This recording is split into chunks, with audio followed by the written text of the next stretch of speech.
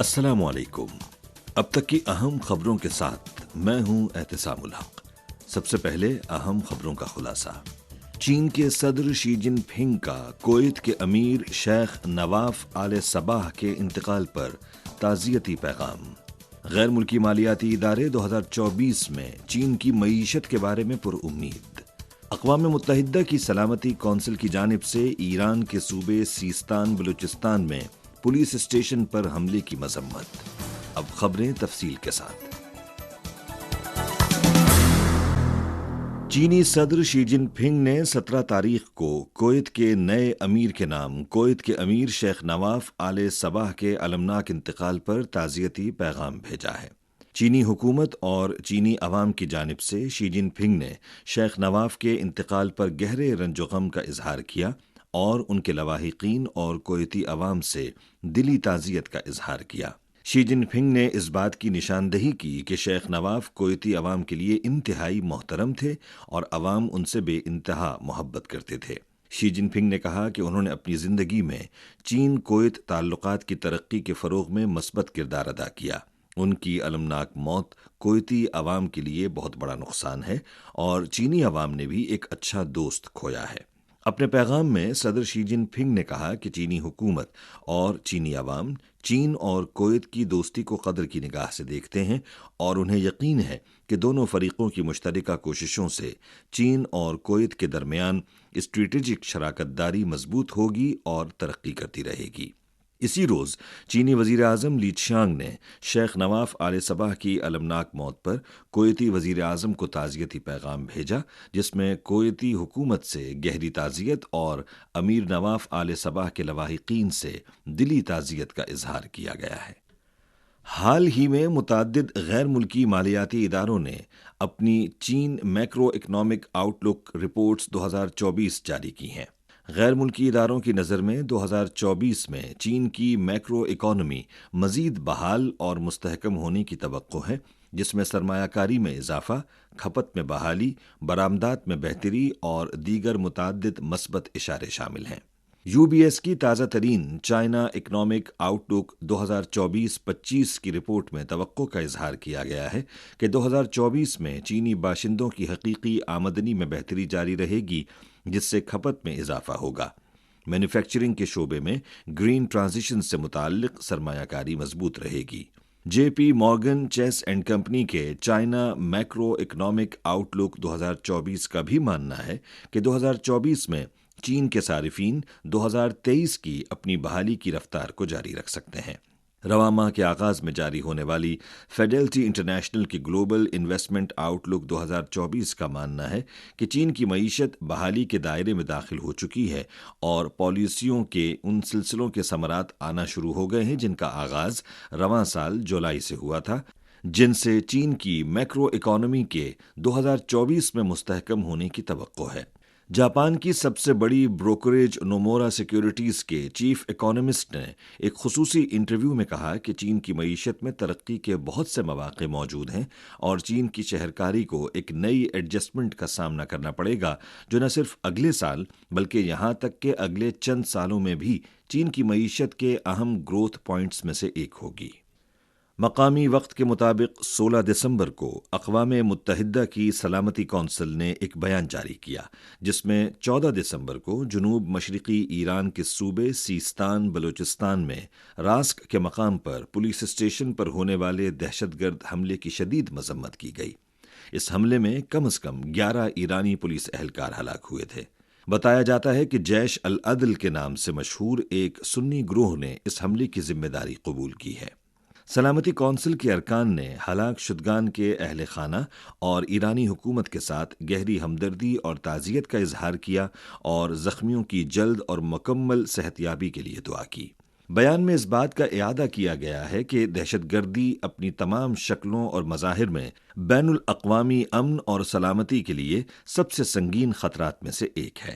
سلامتی کونسل کے ارکان نے اپنے بیانات میں دہشت گردی کی کارروائیوں کے ذمہ داروں، ان کے چلانے والوں، مالی اعانت کاروں اور سہولت کاروں کا احتساب کرنے اور انہیں انصاف کے کٹہرے میں لانے کی ضرورت پر زور دیا۔ سلامتی کونسل کے ارکان نے تمام ممالک پر زور دیا کہ وہ بین الاقوامی قوانین اور کونسل کی متعلقہ قراردادوں کے تحت اپنی ذمہ داریوں کے مطابق اس سلسلے میں ایرانی حکومت اور دیگر تمام متعلقہ حکام کے ساتھ فعال طور پر تعاون کریں۔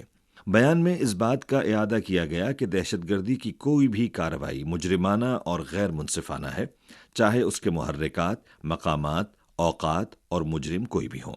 بیان میں کہا گیا ہے کہ تمام ممالک کو اقوام متحدہ کے چارٹر اور بین الاقوامی قوانین بشمول بین الاقوامی انسانی حقوق کے قانون، بین الاقوامی پناہ گزینوں کے قانون اور بین الاقوامی انسانی قوانین اور اس سے ملحق ذمہ داریوں کے تحت دہشت گردی کی کارروائیوں اور ان کی وجہ سے بین الاقوامی امن اور سلامتی کو لاحق خطرات سے نمٹنے کے لیے تمام ذرائع استعمال کرنے چاہیے۔ اقوام متحدہ کے دفتر برائے رابطہ و انسانی امور نے 16 دسمبر کو ایک رپورٹ جاری کی ہے جس میں کہا گیا ہے کہ 2005 میں اس ایجنسی کے ریکارڈ مرتب کرنے کے بعد سے رواں سال دریائے اردن کے مغربی کنارے میں سب سے زیادہ فلسطینیوں کو ہلاک کیا گیا ہے۔ اعداد و شمار کے مطابق 15 دسمبر تک رواں سال دریائے اردن کے مغربی کنارے اور مشرقی یروشلم میں مجموعی طور پر 477 فلسطینی مارے گئے ہیں، جن میں سے 70 بچوں سمیت 278 افراد 7 اکتوبر کو شروع ہونے والے فلسطین اسرائیل تنازع کے نئے دور میں مارے گئے ہیں۔ فلسطینی خبر رساں ایجنسی مان کے مطابق اسرائیلی فوج نے 16 تاریخ کی شام سے لے کر 17 تاریخ کو صبح سویرے تک مغربی کنارے کے کئی مقامات پر فوجی آپریشن کیا، جہاں مقامی فلسطینیوں کے ساتھ پرتشدد جھڑپیں ہوئیں، جس کے نتیجے میں کم از کم 5 ہلاکتیں ہوئیں۔ مقامی وقت کے مطابق 16 دسمبر کو عالمی ادارہ صحت اور اقوام متحدہ کے دفتر برائے رابطہ و انسانی امور اور اقوام متحدہ کی مائن ایکشن سروس سمیت UN مشنز غزہ کی پٹی کے شفا ہسپتال گئے اور ادویات، آرتھوپیڈک سرجری اور اینستھیزیا سمیت دیگر طبی ساز و سامان پہنچایا۔ 16 دسمبر کو لبنان اور اسرائیل کے درمیان عارضی سرحد پر لڑائی جاری رہی۔